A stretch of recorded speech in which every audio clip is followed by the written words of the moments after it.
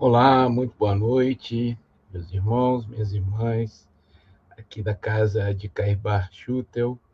É um prazer estar aqui com vocês.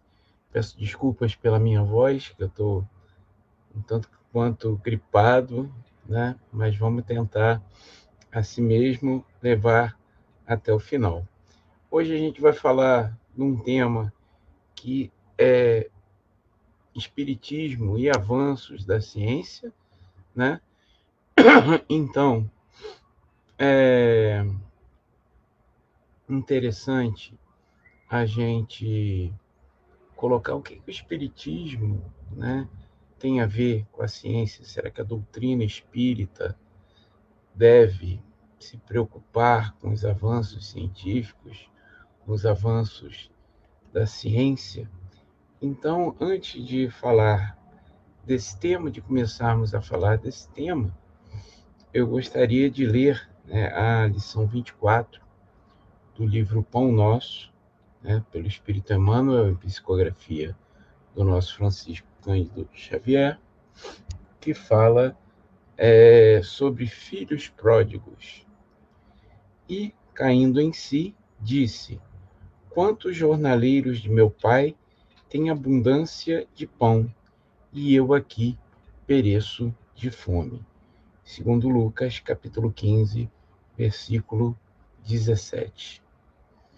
Examinando-se a figura do filho pródigo, toda a gente idealiza um homem rico, dissipando possibilidades materiais nos festins do mundo. O quadro, todavia, deve ser ampliado, abrangendo as modalidades diferentes.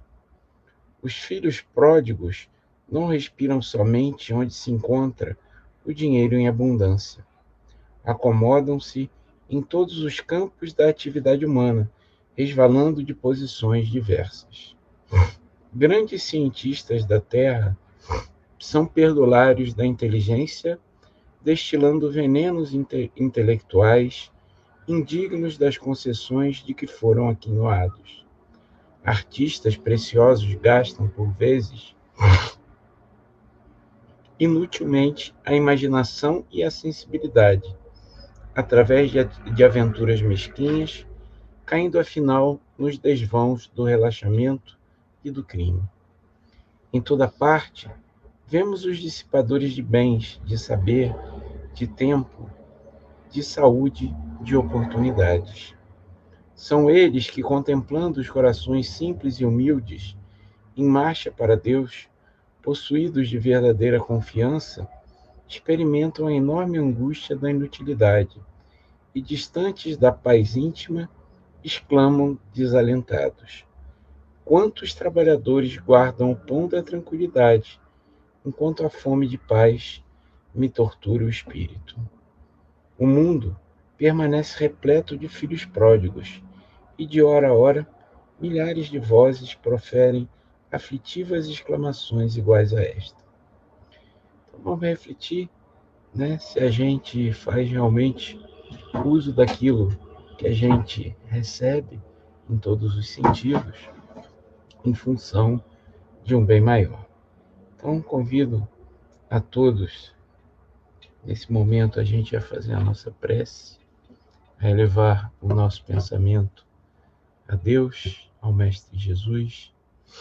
Mestre Jesus amado, agradecemos a oportunidade de aqui nos reunirmos em Teu nome, na casa de Caibar, né, a fim de falarmos um pouco da Tua palavra, aprendermos um pouco mais do Teu Evangelho.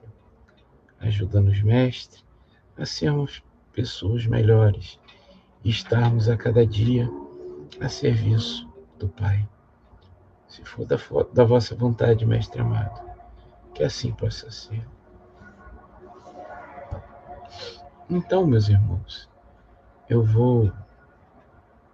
Boa noite, Edna, tudo bom? Chegando aqui a Edna Lima, cumprimentando a gente. Então, como eu falei, a gente vai falar um pouquinho hoje de espiritismo e avanços da ciência, né? Então, Emmanuel, no livro O Consolador, ele fala que no seu aspecto científico e filosófico, a doutrina será sempre um campo nobre de investigações humanas, como outros movimentos coletivos de natureza intelectual que visam o aperfeiçoamento da humanidade. Então vejam que nessa frase, né, Emmanuel já coloca aqui o Espiritismo também como um campo de investigações humanas, assim como outras investigações, né? As ciências biológicas, as ciências físicas, a filosofia, a sociologia, são campos de investigações humanas. E Emmanuel, né, coloca o espiritismo diferente de outras religiões, né, também nesse campo junto com outras ciências. No aspecto religioso, todavia, repousa sua grandeza divina por constituir a restauração do Evangelho de Jesus Cristo, estabelecendo a renovação definitiva do homem para a grandeza do seu imenso futuro espiritual.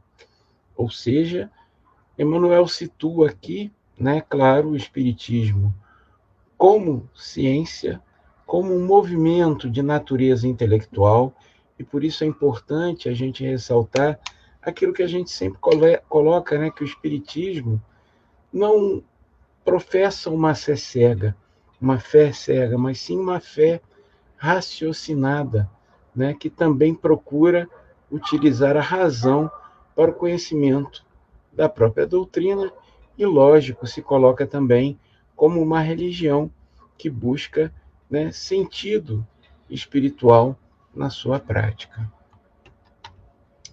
Tudo bom, Mauro? Boa noite. A Geórgia chegando também aí.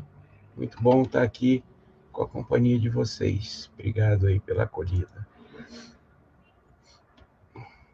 Mauro aqui lembrando também que quem quiser pode separar água para ser fluidificada durante a palestra. Com certeza os amigos espirituais se farão presentes. Boa noite, Sueli, obrigado.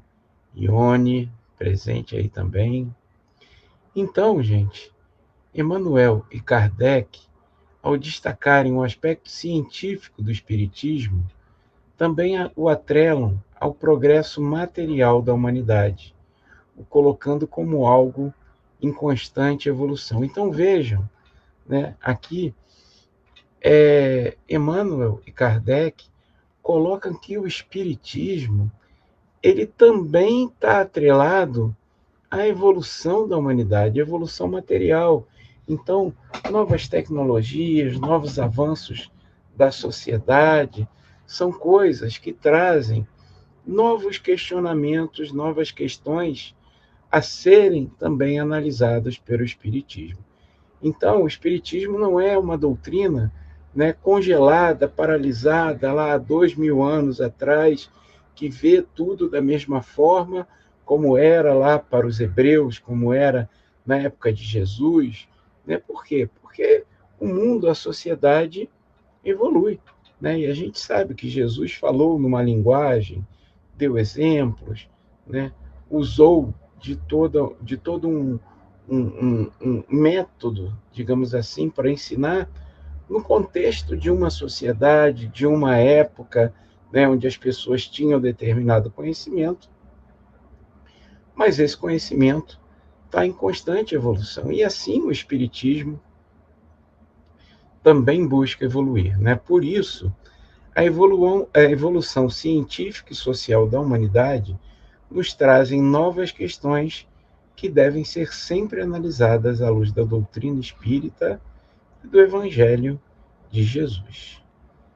Hoje em dia, né, se a gente for ver, a ciência, e vou falar em particular da biologia, não porque seja mais importante do que qualquer ciência, mas é a área, né, em que me formei, em que tenho um conhecimento maior e, portanto, talvez um pouco mais de propriedade para falar dela. Então, a biologia hoje tem a capacidade de interferir na vida do próprio ser humano, no que ele é, no que ele pode vir a ser, tanto no embrião quanto no adulto, né? Então, gente, a gente vai falar, em particular, né, da questão da ciência reprodutiva, da biologia reprodutiva, que teve um avanço muito grande desde a década de 70, né?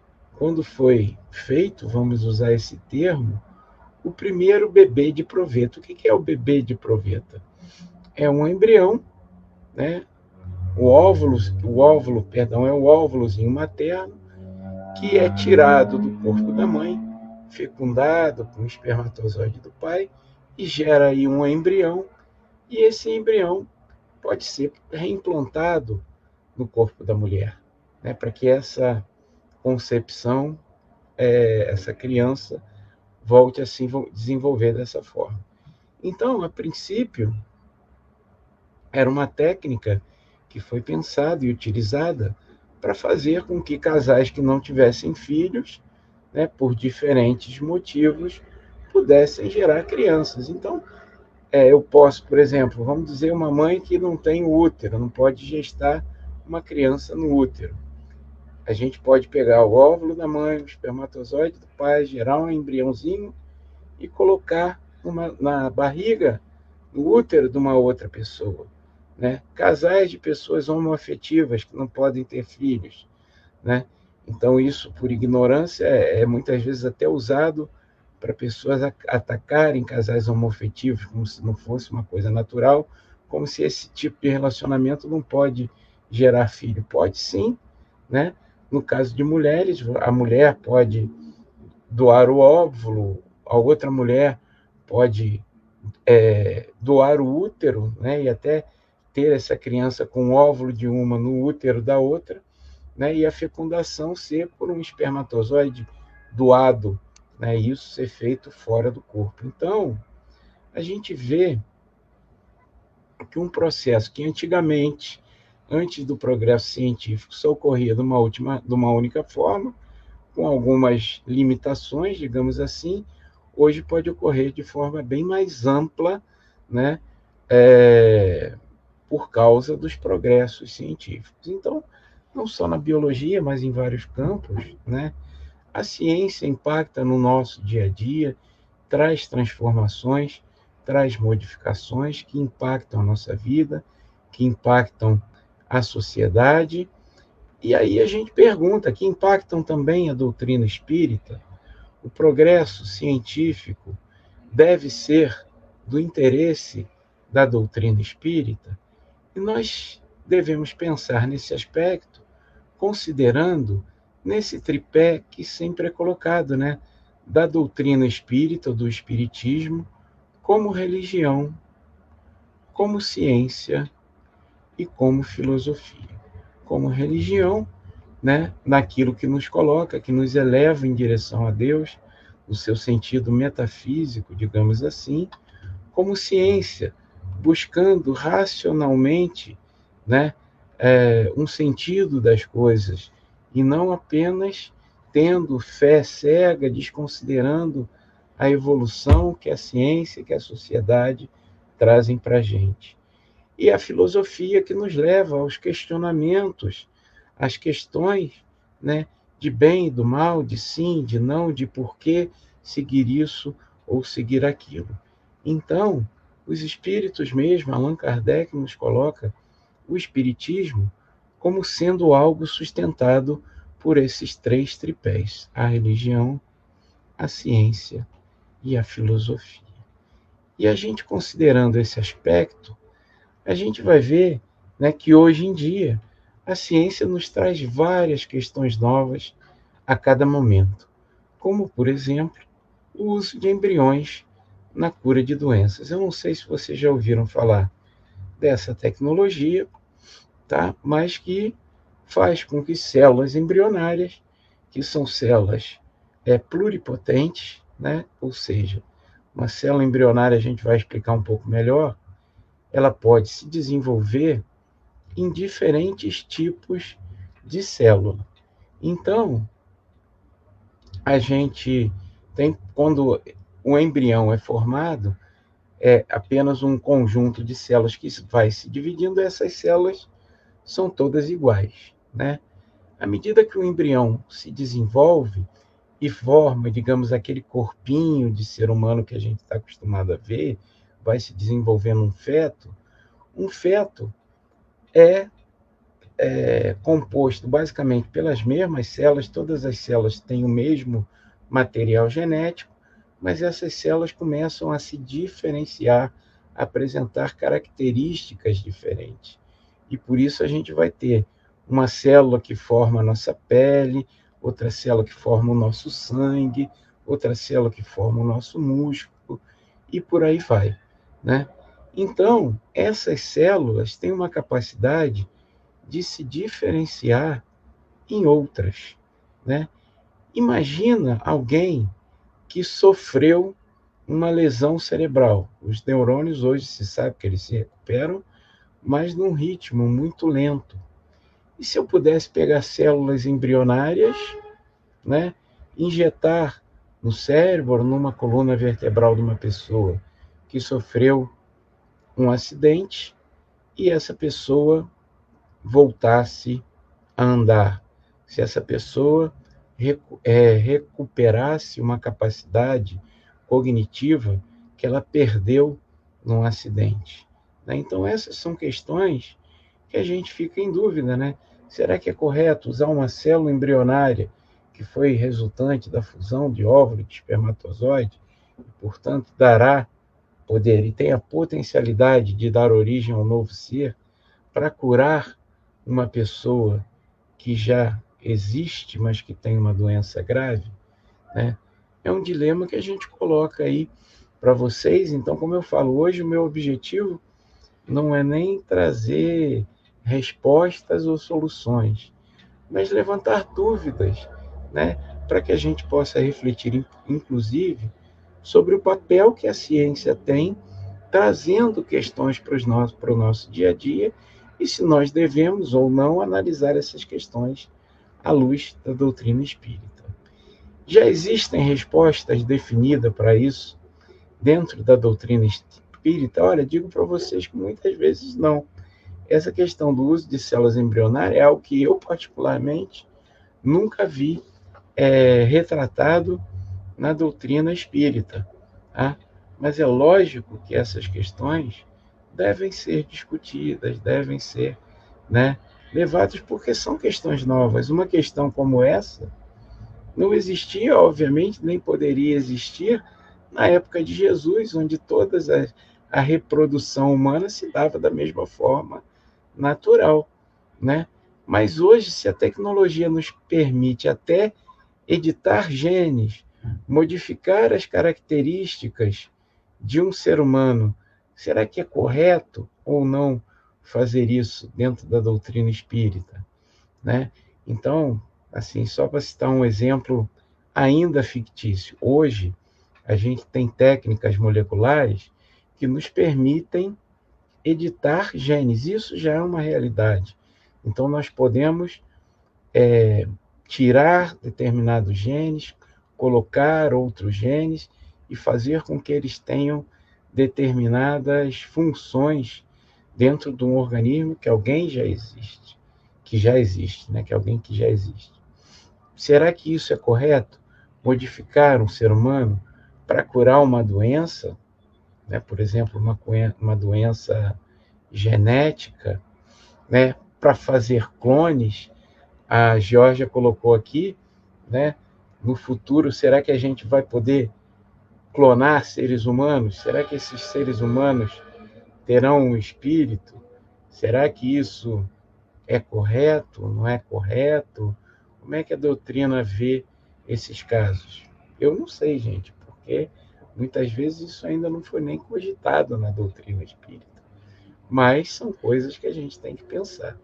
E aí, né, para ilustrar aqui esse assunto que a gente vai falar, eu coloquei uma imagem, né, de dois anjos, assim, um anjo mais velhinho que está lá no céu e um anjo jovenzinho, um anjo bebê que está assim, falando: eu morri esperando uma cura para as investigações de embriões. E você? eu era um embrião, né? Será que vai ter espírito associado a esses embriões? Será que é correto utilizá-los para salvar a vida de alguém? Como é que a gente vai ver, né, essas questões aí? Então, antes de falar sobre isso especificamente, vamos relembrar como é que a doutrina espírita vê, por exemplo, o caso da encarnação. Como é que se dá a encarnação de alguém, né, que está no plano espiritual para o plano terreno? Então, no livro Missionários da Luz, tem um comentário aqui do Mauro. Vamos ver. Eu penso que o formato atual de reprodução é necessário para o nosso nível evolutivo. Acredito que em determinado momento evolutivo, principalmente moral, não precisaremos mais da infância. Pode ser, né? Quem sabe, Mauro? Quem sabe daqui a algum tempo a gente não vai ter, como a Georgia falou, clones, por exemplo, né? Que vão, sei lá, já serem gerados e já evoluírem num estágio mais de adulto, de adolescente, né? Porque eu acho assim, se acha que Deus nos deu inteligência, é para usar. Os progressos tecnológicos estão aí para a gente também ver o que fazer com ele. É lógico que isso também traz uma responsabilidade e que a gente tem que ver como é que a gente vai lidar com essas questões, com essas responsabilidades, à luz da doutrina espírita, que considera, como a gente já falou, o avanço da ciência, mas é também religião e é também filosofia, né? Então a gente tem que usar essas questões para nos guiar, né? Obrigado aí, Mauro, pela participação. Sempre com suas colocações muito interessantes. Então, a gente vê aqui no livro Missionários da Luz, no capítulo 13, né, esse fato em que um casal lá, Raquel e Adelino, abandonam seus corpos físicos para encontrar com o espírito que vai reencarnar como filhos dele. Então, vejam só que isso até antes da concepção, né, tem toda essa preparação, eles saem dos corpos, espíritos amigos se aproximam, vão trazer aquele que vai se reencarnar para uma conversa, né? Como é que isso vai se desenrolar? Com toda uma preparação. Então, adormecidos, Raquel e Adelino abandonam seus corpos físicos. Raquel vai ao encontro de sua avó materna, enquanto Adelino vagueia no quarto, angustiado e espantadiço, né? Os espíritos construtores iniciam, então, o processo de magnetização do corpo perispiritual de Segismundo. Segismundo é o espírito que vai se encarnar, então ele está aqui ainda com o corpo perispiritual de adulto, e os amigos espirituais vão fazendo uma redução desse corpo até que ele, né, vire praticamente um óvulozinho, fica ali naquele formato, né, que é o princípio do que acontece na vida humana e que depois vai até direcionar o desenvolvimento do óvulo e do embrião. Então, no caso do Sigismundo, toda essa preparação que a gente mostrou ocorreu antes mesmo da formação do embrião. Mas o que é um embrião? Né? Como se forma um embrião? Se eu falar para vocês a palavra embrião, o que vem na cabeça de vocês? Será que a gente vem à cabeça da gente uma figura assim como essa, né?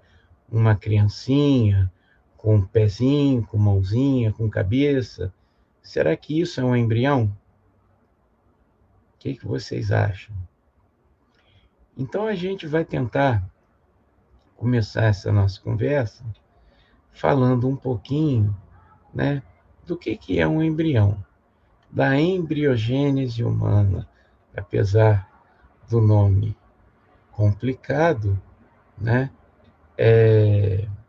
a gente tentar entender quem é o embrião. Então, gente, falar um pouquinho aqui de biologia, né? A gente tem aqui um desenho do aparelho reprodutor feminino. Então, aqui, o ovário, onde ocorre a ovulação, o óvulo da mulher é liberado aqui, e na relação sexual, né, o espermatozoide, ele sobe por aqui, como se fosse a setinha, vai nadando, nadando, nadando no corpo da mulher e sobe até aqui, onde ele vai encontrar o óvulo e fazer a fecundação.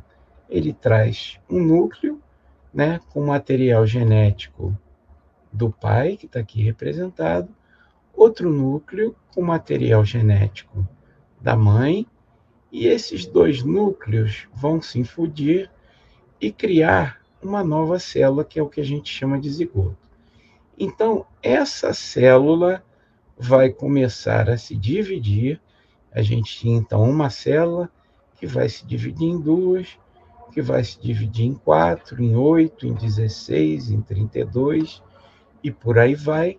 E aqui a gente vai ter a formação, né, das células embrionárias, que são essas células que vão gerar todas as células do nosso corpo.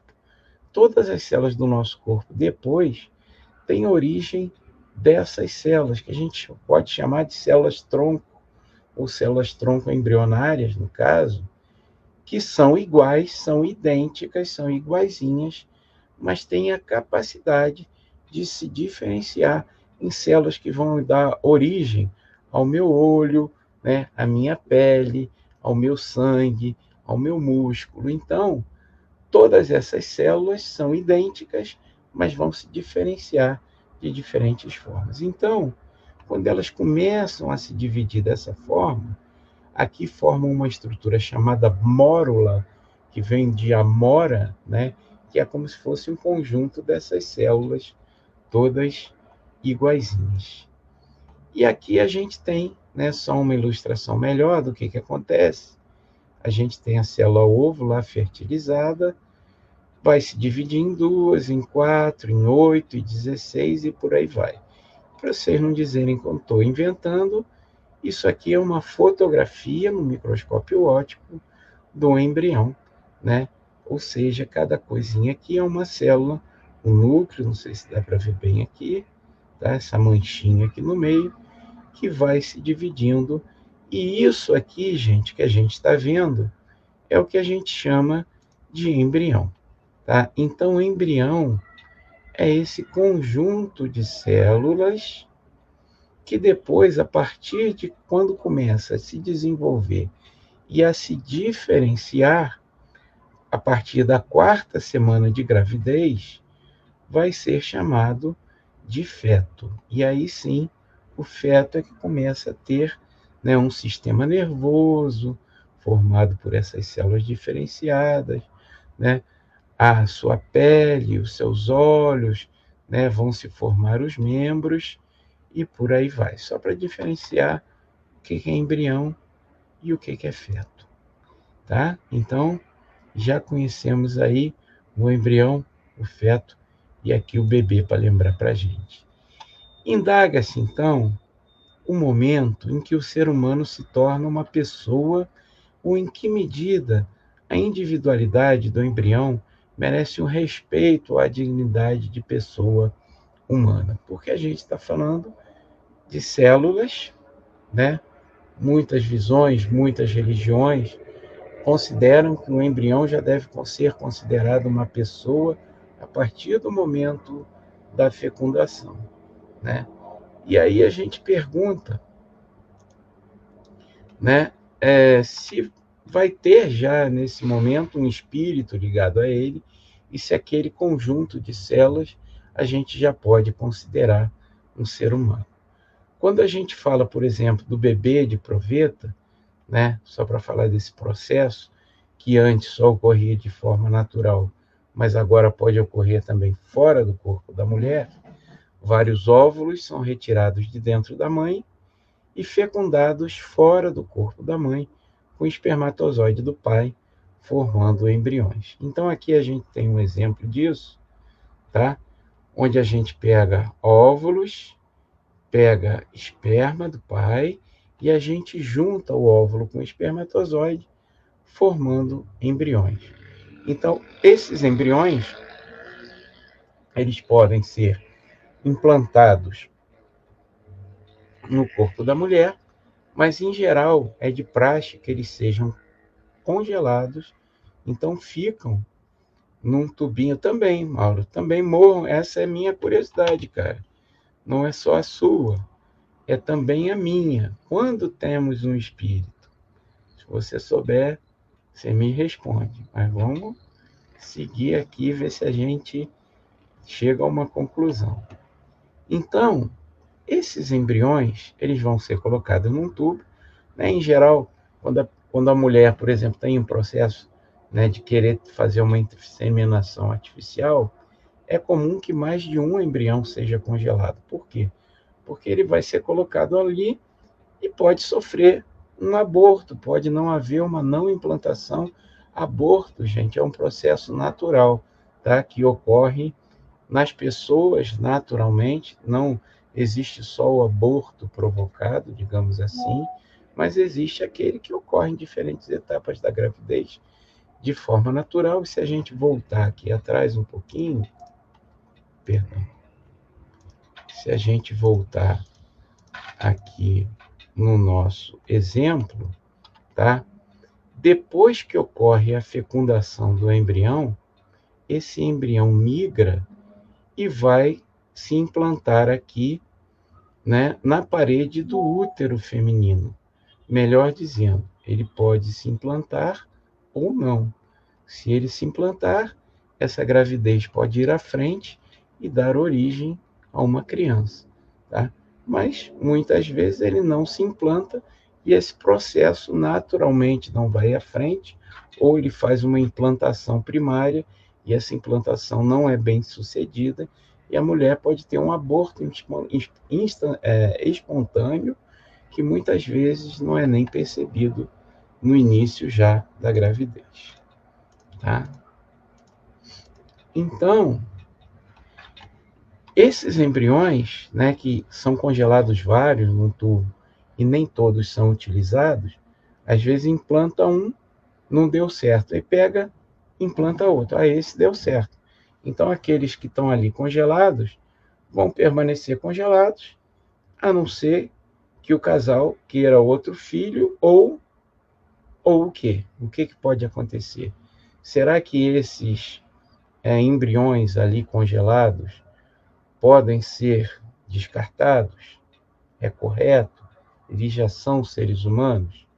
Podem ser utilizados em pesquisa de célula-tronco para ajudar a salvar a vida de outras pessoas? Devem ficar ali congelados para todo sempre? O que você acha? O que vocês acham que deve acontecer com esses embriões que não são utilizados, que ficam lá congelados, né, por esse tempo todo? Será que a legislação brasileira, por exemplo, permite que esses embriões sejam utilizados em pesquisa? Será que isso é correto ou será que isso não é correto?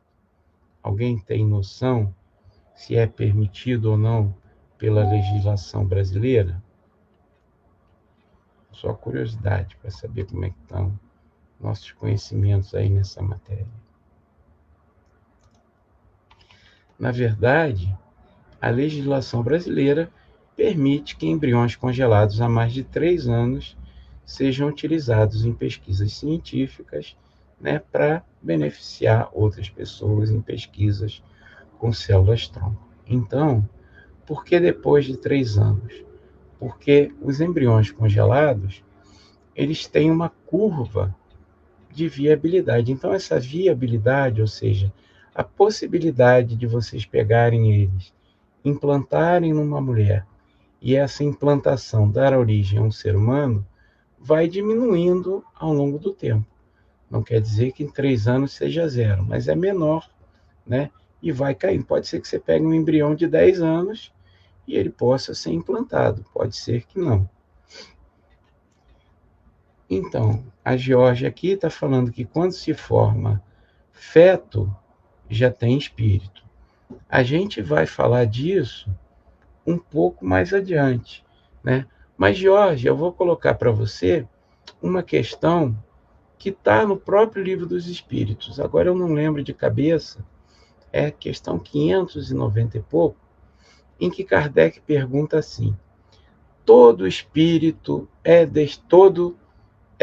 Não, eu também acho. Todo mundo está aqui para achar. Não é errado achar, não.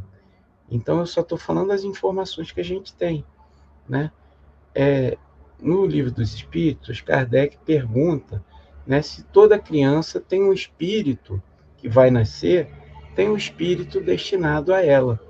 E Kardec fala que não, nem todo feto, embrião, né, tem um espírito destinado a ela, porque tem alguns que nascem sem vida, lógico, a gente sabe que para ter vida tem que ter um espírito, e que muitas vezes isso vem para a prova dos pais. Depois, se alguém lembrar da questão do Livro dos Espíritos, coloca aqui, eu acho que eu não anotei nos meus slides, ou se está mais à frente, não lembro, se está mais à frente a gente vai ver, mas que fala exatamente isso, ou seja, tem fetos que se formam pelo princípio biológico, né?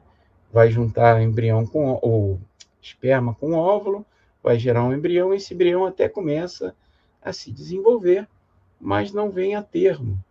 E a espiritualidade, como já tem toda essa preparação, já saberia nesses casos que não, essa criança não se desenvolveria, então não teria um espírito designado a ela, né? Então isso nos conta Kardec lá no Livro dos Espíritos.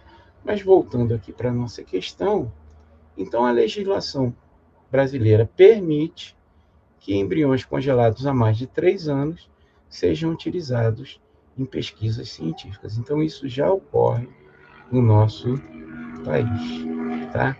Então a gente chega nessa questão que é a dúvida. Será que nesses casos haveriam espíritos ligados a esses embriões?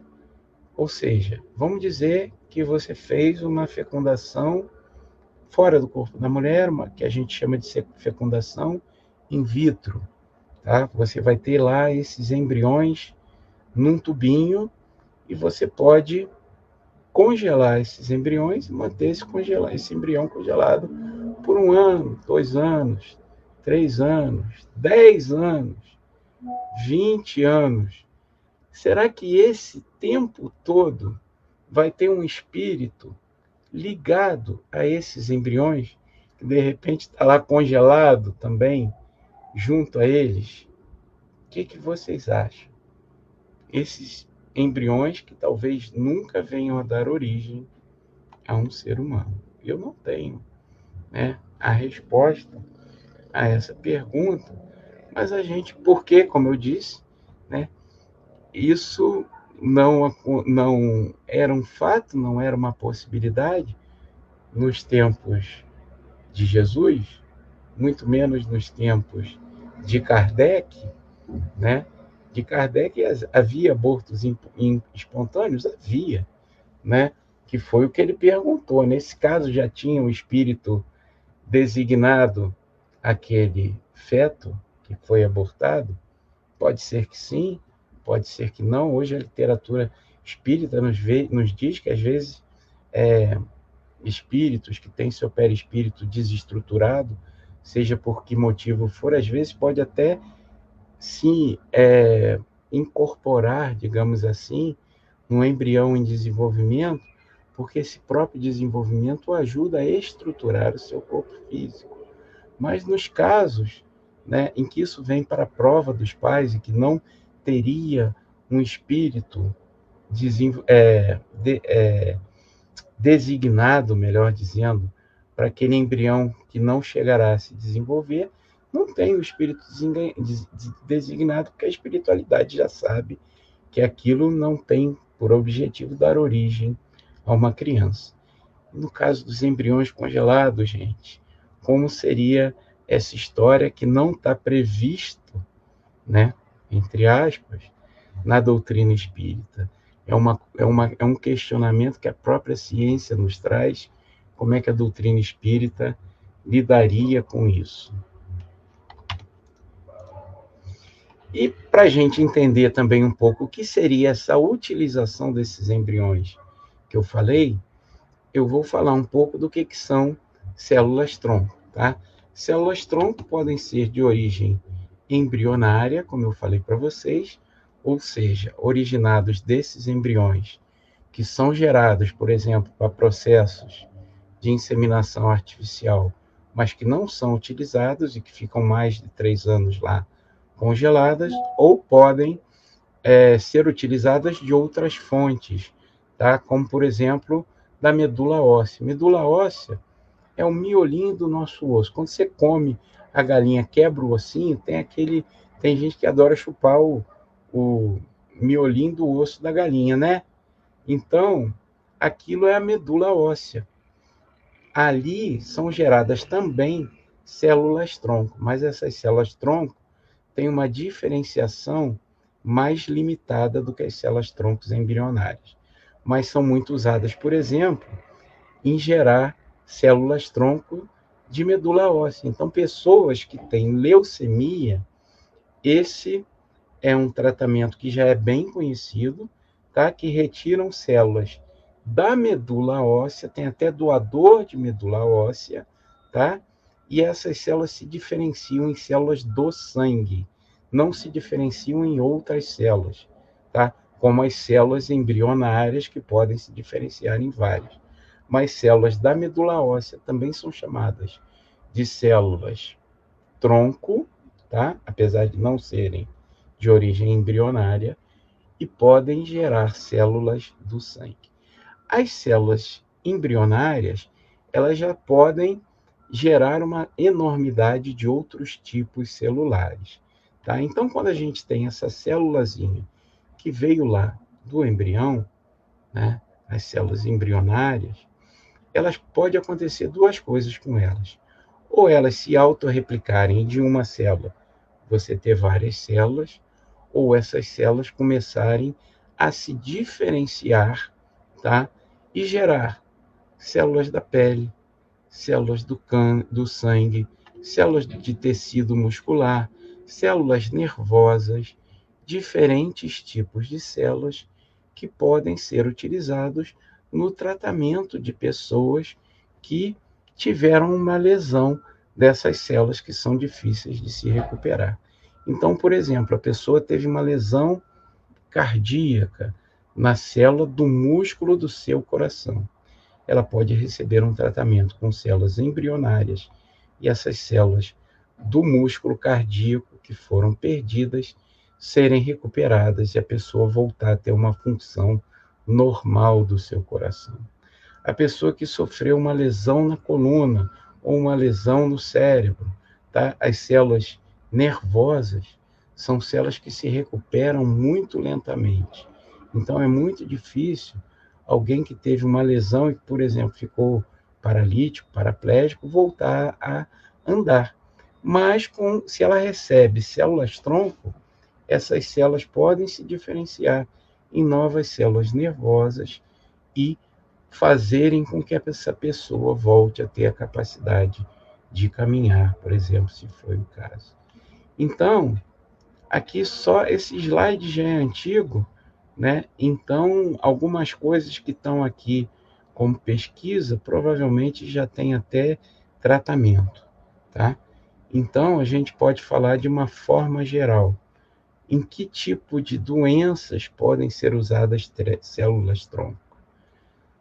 Doenças do sistema nervoso central, do metabolismo, doenças oncológicas, ou seja, cânceres, doenças do sangue, como a anemia falciforme, a leucemia, é um tipo de câncer, né, sanguíneo, que também pode ser tratado, imunodeficiência, falência de medula óssea, como eu falei, doenças cardiovasculares, lesões neurológicas, doenças respiratória, pessoa que tem uma lesão no pulmão, doenças autoimunes, doenças ortopédicas, né, que tem perda óssea, então isso pode ser recuperado. Então, todas essas doenças poderiam e podem, né, e muitas vezes já são tratadas com a utilização de células-tronco embrionárias.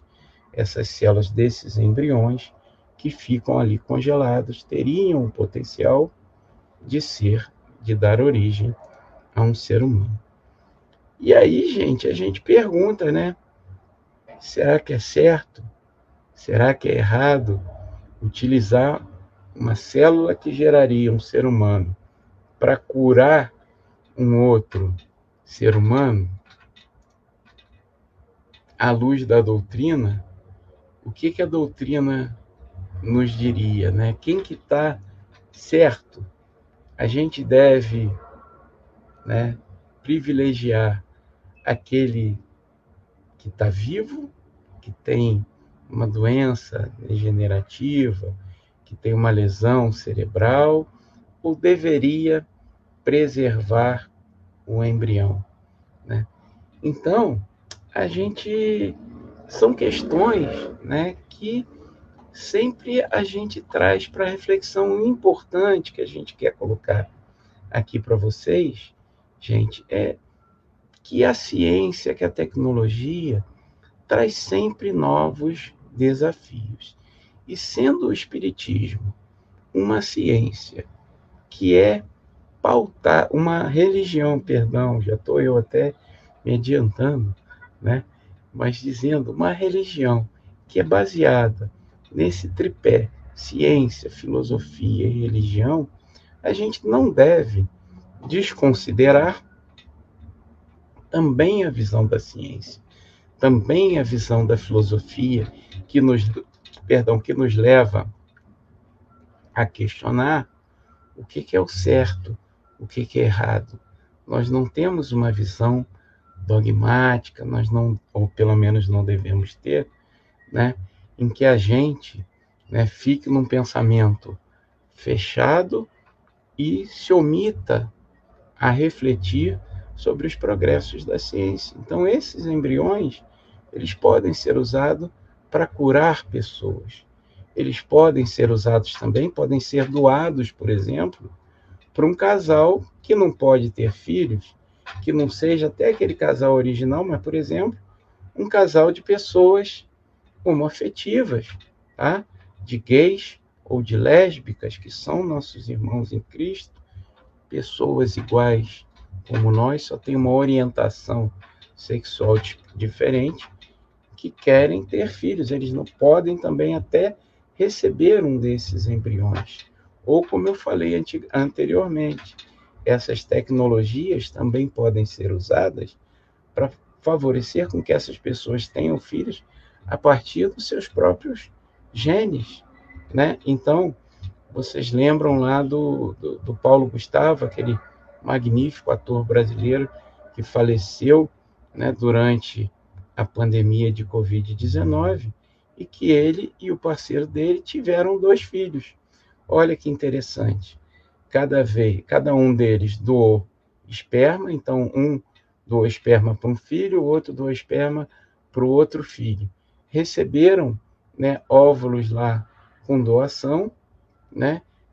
Teve outra pessoa que doou o ventre, né, para gerar esses filhos, e eles tiveram 2 filhos, um com gene de um pai, outro com gene de outro pai, né? Olha que coisa interessante que a tecnologia traz para a gente, né? No caso de mulheres, tem até uma questão muito interessante que pode ser feita, eu já relatei brevemente, ou seja, temos um casal de mulheres, né, de pessoas lésbicas.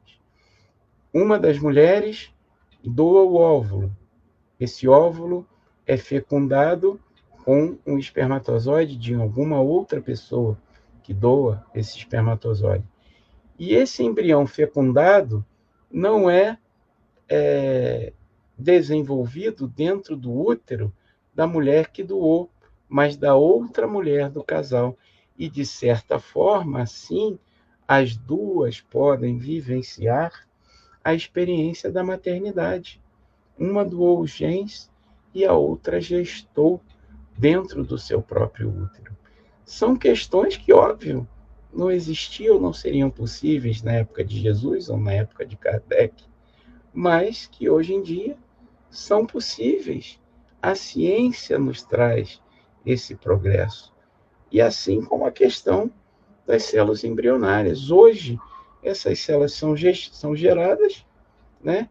Ficam lá no embrião. O que se faz com esse embrião? Será que, como, né, a gente pensa, vai ter um espírito grudado nessas células, ligado a elas desde o momento da fecundação, mesmo que a fecundação ocorra dessa forma, mesmo que esse embrião gerado vá ficar congelado a vida inteira, digamos, e que nunca possa dar origem a uma outra pessoa, o que vocês acham? A Georgia colocou aqui um acho que não exatamente, mas eu não entendi o contexto do que você se refere, Georgia. Se quiser, né, colocar mais outra questão para a gente discutir, pode ficar aí à vontade. Né? Não entendi exatamente o que você quis colocar. Mas, né, e como eu falo, o que, por exemplo, o Chico Xavier nos diz desses aspectos, né, do Espiritismo como filosofia, religião e ciência, né? Então, a doutrina espírita é ciência, filosofia e religião. O que isso significa para a gente, né? Eu acho que essa análise do Chico é uma análise muito clara e muito precisa.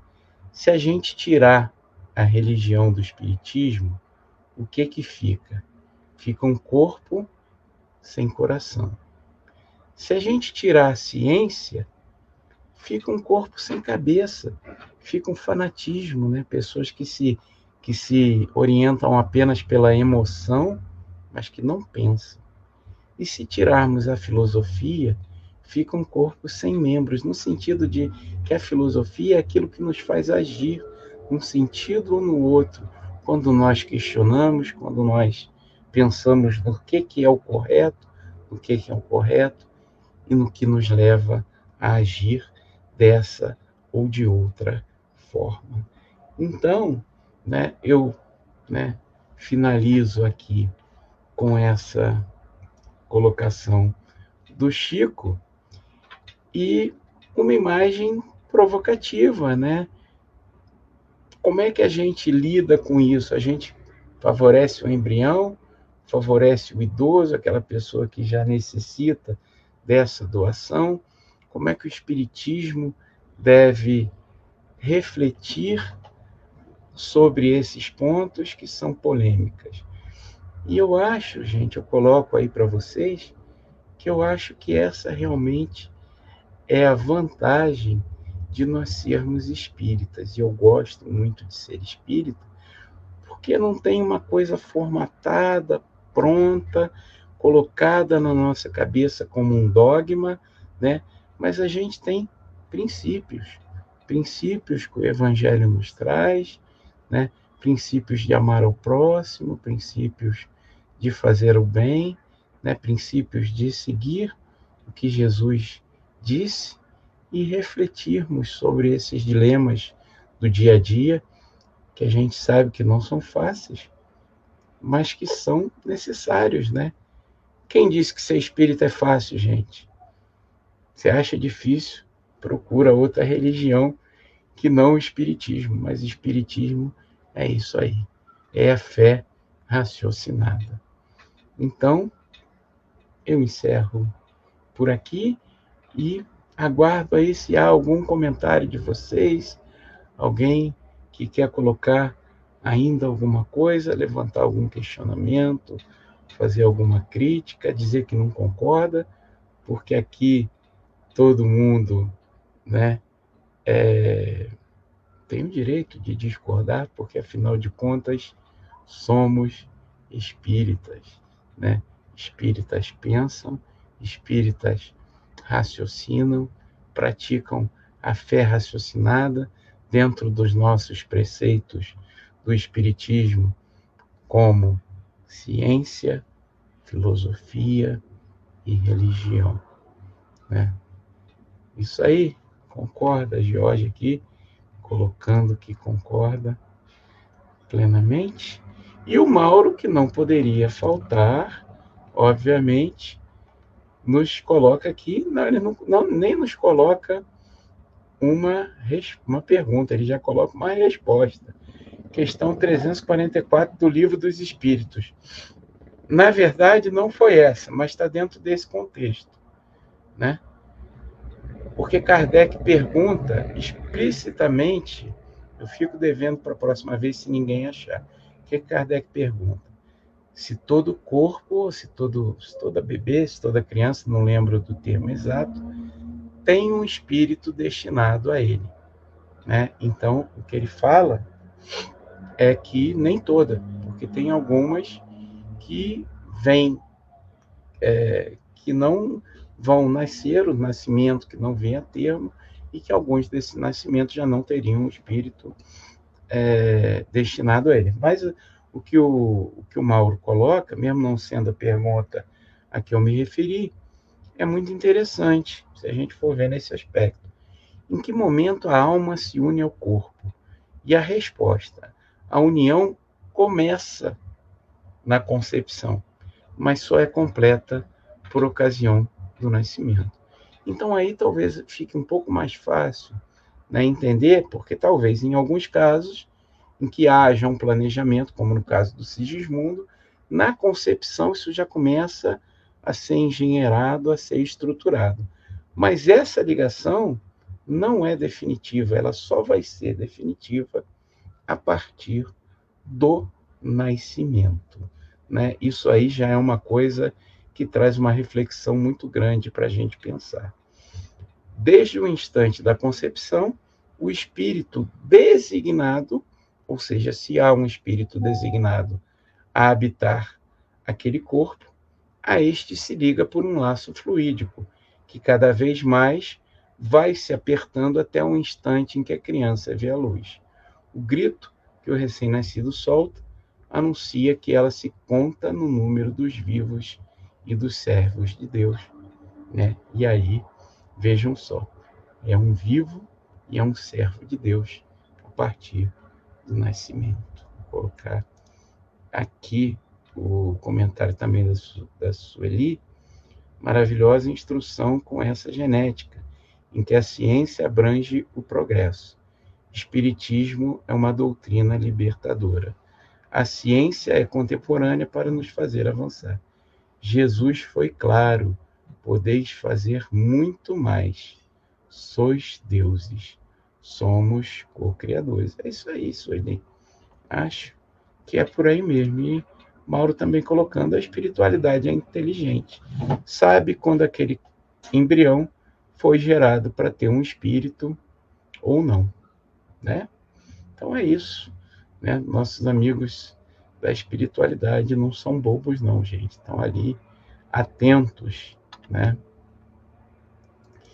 E é isso, gente. A gente encerra por aqui e a gente convida a todos a fazer a nossa prece, né? Vamos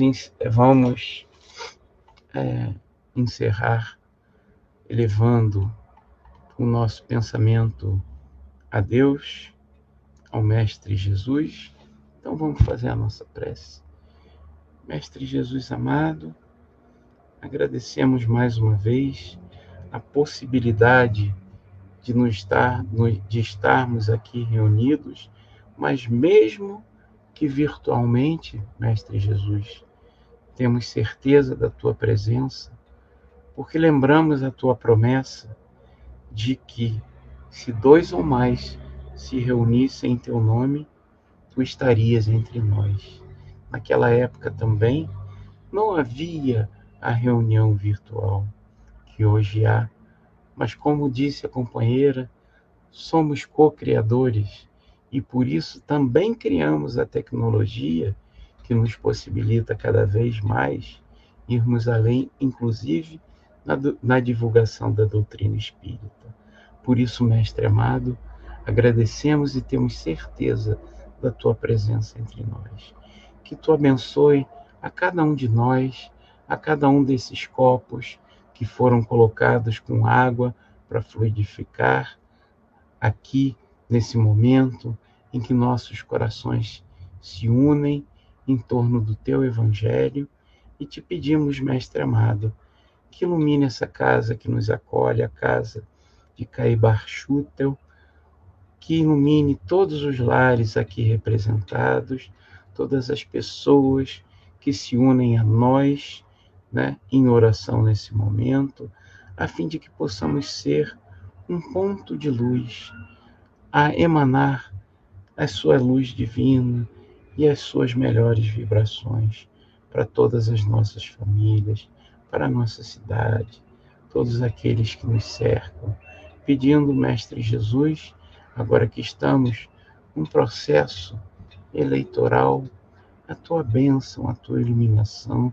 para todos aqueles que agora se propõem a liderarem materialmente a nossa cidade, que todos tenham a tua luz, Mestre, a tua iluminação, ilumina também a todos nós, para que possamos fazer as melhores escolhas.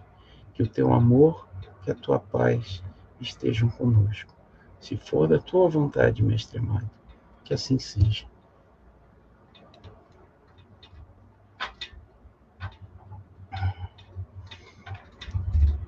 Então, que Deus nos abençoe. Gratidão. Gratidão a todos. Gratidão, João, por todas as bênçãos e a todos aqui presentes e aos que assistirão posteriormente. A Edna, Mauro, obrigado, meu querido, pelo convite de sempre. Tá? Sueli, Silvana, Eliane, Bebeto, chegando aí. Obrigado a todos, gente. Ficamos por aqui. Até a próxima. Fiquem com Deus e que Jesus nos abençoe. Até a próxima, gente. Fiquem com Deus. Tudo de bom. Tchau, tchau.